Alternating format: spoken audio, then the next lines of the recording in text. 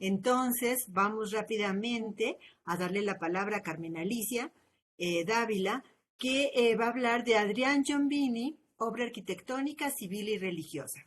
Tienes la palabra, Carmen. Muchas Que se me hace tan gracias. raro decirte Carmen y no Sí, Carmen a mí Alicia. también, no me siento Carmen. A ver, No, voy a Carmen intentar, Alicia. bueno, presentarla. No sé, a ver, ¿ya Está estoy muy ahí? bien, sí. Ah, bueno, Ujú. perfecto. Bueno, en primer lugar agradezco a Laura Muñoz y a Rosario Rodríguez por la invitación a este interesante seminario y felicito a mis antecesores y antecesoras por sus interesantes participaciones. Mi participación tiene por objeto analizar las relaciones que se gestaron entre el italiano Adrián Giombini Montanari y la congregación salesiana durante los últimos años del porfirismo y en el contexto de la política social del Vaticano de finales del siglo XIX y las primeras décadas del XX, época en que la Iglesia Católica buscaba recuperar la posición de supremacía que a partir de mediados del siglo decimonónico, o como acabamos de escuchar, había iniciado un debilitamiento.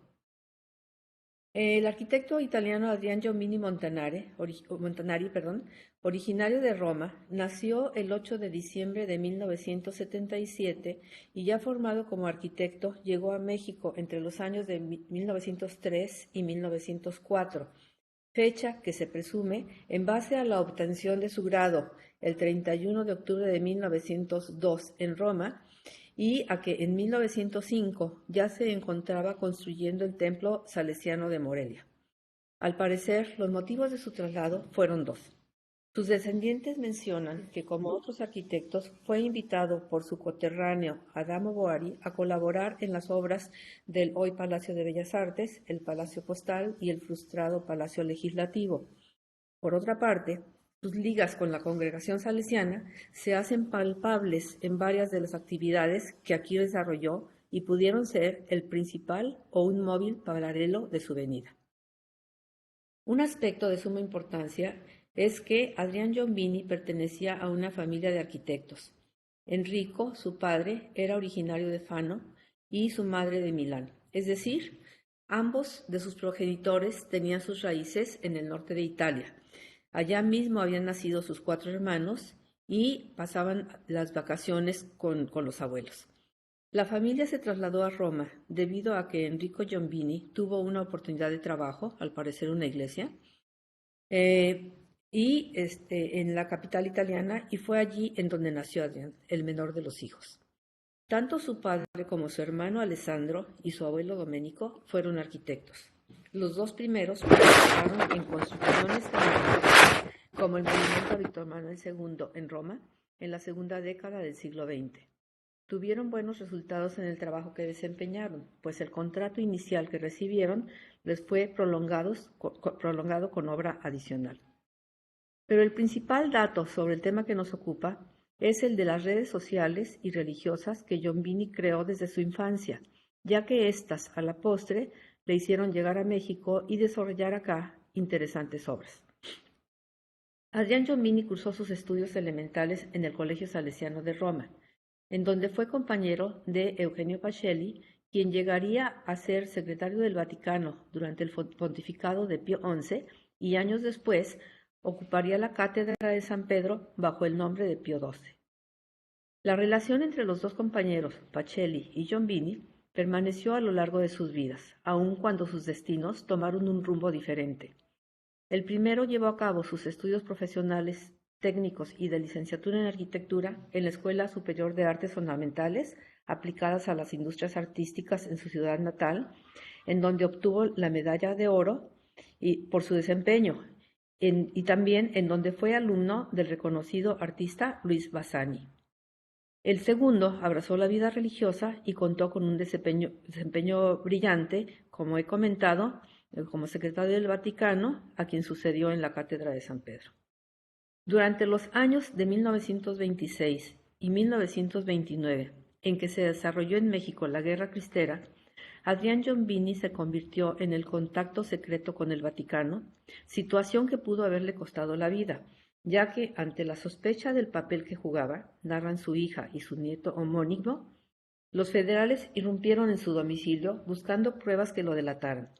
Abrieron cajones y todo tipo de lugares que pudieran tener algún documento que lo inculpara, pero no encontraron nada. Resulta que además de arquitecto, Giombini Montanari era escultor y pintor, y dentro de una escultura, sellada por la parte inferior, tenía escondidos los documentos que había recibido más recientemente. Sus ligas con el Vaticano continuaron a través de su viejo compañero del Colegio Salesiano, así como con la congregación misma. La congregación salesiana había sido fundada en 1854 por Juan Bosco Giovanni Melchiori Bosco el 6 de agosto de 1815. Nació en el 6 de agosto de 1815 y murió el 31 de enero de 1888 en Turín, Italia. Con la intención su intención era alejar a los jóvenes de los riesgos y peligros de la época. Los salesianos pioneros llegaron a México en el año de 1892 vía Progreso, Yucatán. Tenían el fin de hacer labor entre los que menos tienen.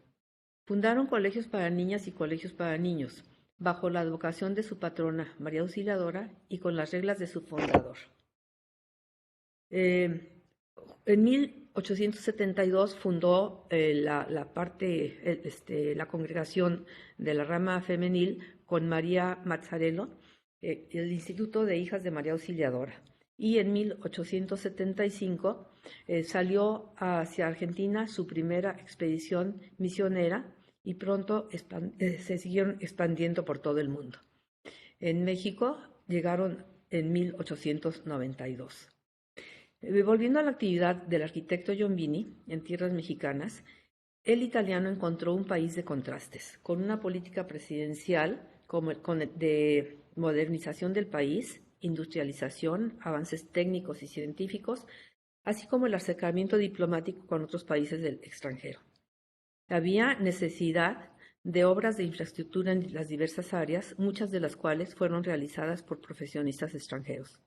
Espacios para la nueva burocracia, sedes para las nuevas embajadas, oficinas administrativas, de correos, de telégrafos, estaciones de tren, hospitales, escuelas, pero aquel avance hacia la modernización generaba al mismo tiempo la polarización de las condiciones sociales. Atendiendo a esta situación mundial, el Papa León XIII había emitido 3 importantes encíclicas. El 1 de noviembre de 1885, su Immortali Dei, refiriéndose al aspecto laboral, enfatizando la mutua necesidad entre los empresarios y los obreros. Menos de un mes después, el mismo pontífice publicó su Spetata Fides, en la que se refería a la importancia de la educación cristiana para lograr buenos resultados, y en 1891 la encíclica Rerum Novarum, que planteaba la organización de sociedades mutualistas, promover el sindicalismo cristiano y la formación de partidos políticos, entre otros puntos de atención a la clase obrera y trabajadora en general. En base a ello, la Iglesia se propuso la fundación de escuelas y de grupos de acción social católica, por lo que arribaron al país varias órdenes o congregaciones religiosas, como fue la salesiana, las visitandinas, teresianas, que llegaron desde el siglo XIX, y que fundaron colegios para niños y grupos sociales tendientes también a la participación política. Perdón, Carmen Alicia, perdón. Creo que, no sé si estás pensando que está pasando la presentación o no la estás pasando. No la estoy pasando todavía. Ok, no. Perfecto. Nada más era esa la duda que teníamos. Ok, no, perdón que te interrumpiera. No, ahorita como que es el contexto de la obra y hasta que empiezo a hablar de la arquitectura la voy a presentar. Gracias, Laura. Perder de vista el consentimiento del general Díaz ante los intereses de la Iglesia, a pesar de la ya definida legalmente separación de los poderes eclesiásticos y civiles en la República Mexicana. La tolerante actitud del presidente permitió la fundación y edificación de conventos, escuelas, templos y capillas. Así se dio una intensa fiebre constructiva, tanto en la arquitectura religiosa, además de la civil, pública y privada.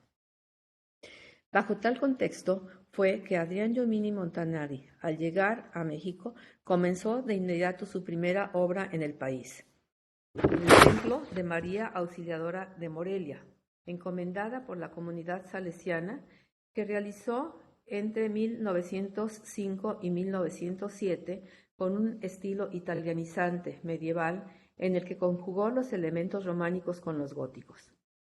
En estilo románico, perdón, voy a pasar la siguiente.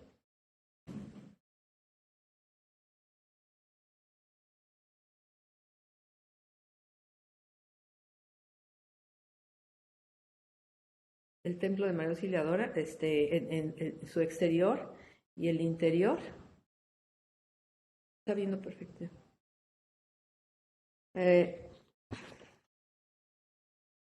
Y en este estilo, románico, perdón.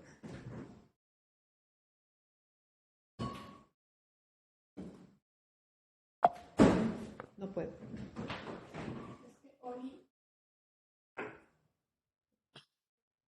Doctora Carmen, yo estoy proyectando las imágenes que me pasó. Perfecto. Si quieres, sí, estamos Uh-huh. en la parte del interior del templo con Ajá. algunos datos sobre Morelia y principios del siglo. Ajá, la que sigue, te pido de favor, ¿sí? ¿Qué sería esta? ¿El templo del prendimiento? Exactamente, ajá. De acuerdo. Sí, en estilo románico realizó el Templo del Prendimiento con influencia de la arquitectura del norte de Italia. Realizó también, la que sigue, la parroquia Santuario de María Auxiliadora en la colonia Anáhuac de la Ciudad de México, cuya construcción debió ser suspendida por varios años debido a la Guerra Cristera, pero pudo ser concluida al terminar el conflicto. Este cuenta con una sola nave, con capillas laterales y bóvedas de nervadura con arcos ojivales, pináculos y bellos vitrales, obra que ha sido considerada el mejor ejemplo de la arquitectura neogótica de la capital. También proyectó, al menos, la que sigue, 2 oratorios, una para los salesianos en la Ciudad de México, enfrente de esta misma iglesia que acabamos de ver, y otro en Morelia, que no llegó a realizarse, que es la capilla de San Antonio y otro oratorio más. Ahora, la misma congregación le solicitó un nuevo proyecto para un santuario de María Auxiliadora, esta vez en Guadalajara. Ese es el otro oratorio de Morelia. Y este no se realizó. En su lugar, el plano corresponde a las mismas dimensiones del Templo del Prendimiento, por lo que entiendo que esto fue un primer proyecto que no debió ser aceptado y después se hizo el del Prendimiento porque coincide con las medidas del anterior. El siguiente es un proyecto que le solicitó también la congregación salesiana para el santuario de Guadalajara, al cual también le dio el estilo neogótico, pero solo quedó en papel por el mismo motivo del conflicto entre el Estado y la Iglesia. Adicionalmente, el arquitecto Giombini hizo el templo de la Virgen de la Piedrita en la población de Canalejas, Jilotepec, Estado de México, también con influencia neogótica, así como la cúpula del templo de San Juan Bautista de Moroleón, Guanajuato, ambos que también es estilo neogótico. Independientemente de los motivos y antecedentes de su llegada, el desempeño profesional que el arquitecto italiano desarrolló a lo largo de su vida, me atrevo a decir que prácticamente o casi en su totalidad debió ser en México, pues aunque a la fecha no tenemos noticias de obra arquitectónica hecha por Giombini en Italia, si consideramos la fecha de su titulación y la de su arribo a México, lo más probable es que no haya realizado obra en su país natal, y si la hubo, debió ser sumamente escasa, pues como se ha mencionado, casi recién titulado, se vino a México. Los programas arquitectónicos que atendió el italiano fueron muy variados. Se enfocó a la vivienda popular, así como a la vivienda colectiva. Hizo lo que, si no fue la primera obra de este tipo en Morelia, sí fue una de las pioneras construcciones con fines de compartir un espacio común, una vecindad como se le designó desde aquella época. Giombini desarrolló esta idea para 12 familias en un terreno común, 4 de ellas con acceso directo a desde la calle y el resto únicamente con comunicación a través del pasillo interior. Pero también llevó a cabo proyectos particulares, por ejemplo, la remodelación centrada principalmente en la fachada, la que sigue, de la casa de don Ramón Enrejón, a la que le dio una fachada con elementos Art Nouveau y algunos detalles Art Deco, la que sigue, casa que fue ocupada por Benigno Cerrato y su familia. Construyó su propia casa, misma que habitó con su familia, pues en Morelia se casó y nacieron sus 3 primeros hijos. Y la hizo en el Bosque Cuauhtémoc, con un concepto modernista, a mi parecer con influencia de la arquitectura catalana de finales del siglo XIX. Remodeló el Colegio Seminario de Morelia, adaptó una casa cercana a la catedral como cine y otra como escuela, la que sigue, por favor. ¿Oli? ¿Le puedes pasar? Esa, sí. Otra como escuela. Realizó el primer horno crematorio de la ciudad. Practicó la pintura y la escultura y durante más de 30 años se dedicó a la docencia en la Escuela Nacional de Ingeniería de la UNAM, actividad que lo motivó a hacer varios libros como apoyo didáctico. Cabe enfatizar que el arquitecto John Binnie conoció y se explayó en sus obras con los más variados estilos artísticos. Sin embargo, distinguió para cada programa lo que consideró más adecuado. En las obras civiles imprimió estilos modernos, mientras que en las religiosas manifestó los estilos medievales, románico y gótico, como se hacía a finales del siglo XIX y principios del XX, retornando a la época en la que la Iglesia, con quien él contaba con indelebles lazos, contaba con la hegemonía en la sociedad medieval y luchaba por recuperar su presencia. Hasta aquí dejo y bueno, quedo atentos a sus comentarios. Muchas gracias. Gracias, Oli. Muchas gracias, Carmen Alicia. Están padrísimos estos edificios. ¿Cómo es posible que nunca los hayamos visto cuando voy a Morelia? ¡Qué barbaridad! Tengo que hacer un viaje, como dijo Don Ají, tengo que hacer un viaje especial a hacer estos recorridos. Pues acá te espero con mucho gusto y te sirvo de guía. Muy bien, me parece muy bien.